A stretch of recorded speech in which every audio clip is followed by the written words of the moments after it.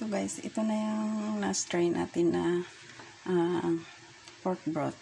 Yung pinaglagaan nito, mga sangkap na sausage, Chinese sausage, pork at saka chicken.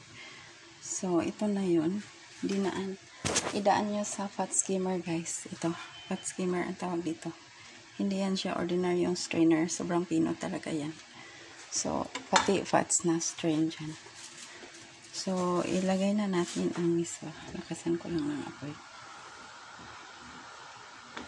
So, ilagay na natin ang miswa guys. Timplado na to guys. Meron na tong salt, pepper, at saka nor pork cubes. Pati yung lasa ng baboy at saka ng chicken. At saka yung Chinese sausage. So, ayan. Lublob na natin dito ang miswa. So, dadalihan ko guys. Kasi, baka pati kasamahan ko kung gustong kumain. So, marami-rami yung gawin natin. After all, marami namang miswa. Ayan o. Isang kahon yan.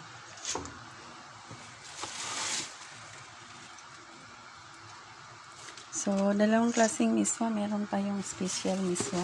Ay, tatlo pala. Meron pang miswa na may timpla na. Pero hindi ko gusto yung kasi maalat. So, ito lang yung ordinary miswa na nabibili sa palengke. Yan. Yung pang sabaw talaga. May sumunod pa dito na hindi pang sabaw. So, hindi natin gagamitin yun kasi ang kakain ay elderly. So, ito lang gagamitin natin. Kasi nga, walang ipin yung kakain. So, yan. Lublob natin yan hanggang sa maluto. So, marami-rami na rin yan pag naluto. Yan. Pag naubos na yung sabaw niya, luto na yan guys. Yan, tansyado ko na yan. In case magluto kayo ng ganito, dagdagan nyo na lang ng konting tubig kapag kinulang.